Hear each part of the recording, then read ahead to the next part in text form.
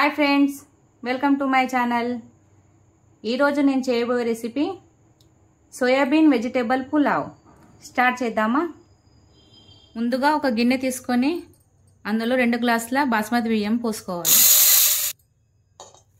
ఇప్పుడు బియ్యంని శుభ్రంగా కడుక్కోవాలి. ఇప్పుడు కడిగిన బియ్యాన్ని హాఫ్ అన్ అవర్ నానబెట్టుకోవాలి. పులావ్కి కావాల్సిన వెజిటేబుల్స్ కట్ చేసి పెట్టిన ఆలు, అలాగే సోయాబీన్, టమాటో, క్యారెట్, పచ్చిమిర్చి, బీన్స్, ఆనియన్, అలాగే మిక్సీ పట్టుకున్న అల్లం వెల్లుల్లి కొత్తిమీర పేస్ట్. ముందుగా గ్యాస్ వెలిగించుకొని ఒక కుక్కర్ పెట్టుకోవాలి.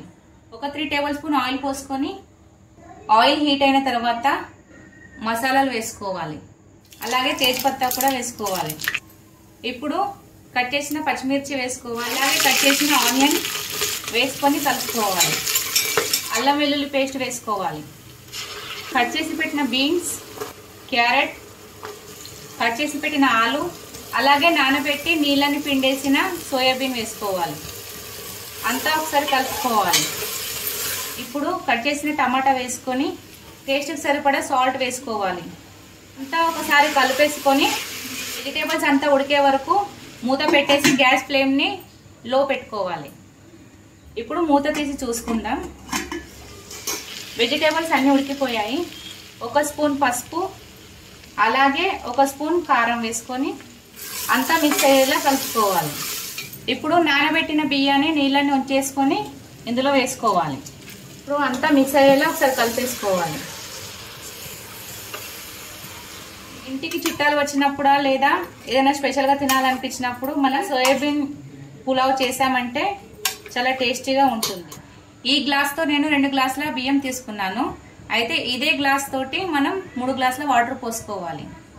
వాటర్ పోసుకున్నాం కదా, ఇప్పుడు అంతా ఒకసారి కలిపేసుకొని కట్ చేసి పెట్టిన కొత్తిమీర వేసుకోవాలి. అలాగే కొద్దిగా పుదీనా వేసుకొని, ఒకవేళ సాల్ట్ తక్కువ అనిపిస్తే టేస్ట్ చూసి సాల్ట్ వేసుకోండి. 1 స్పూన్ గరం మసాలా వేసుకొని కలుపుకొని గ్యాస్ ఫ్లేమ్ని హైలో పెట్టేసి ఒక 2 విజిల్స్ వచ్చే వరకు మూత పెట్టేసుకోవాలి.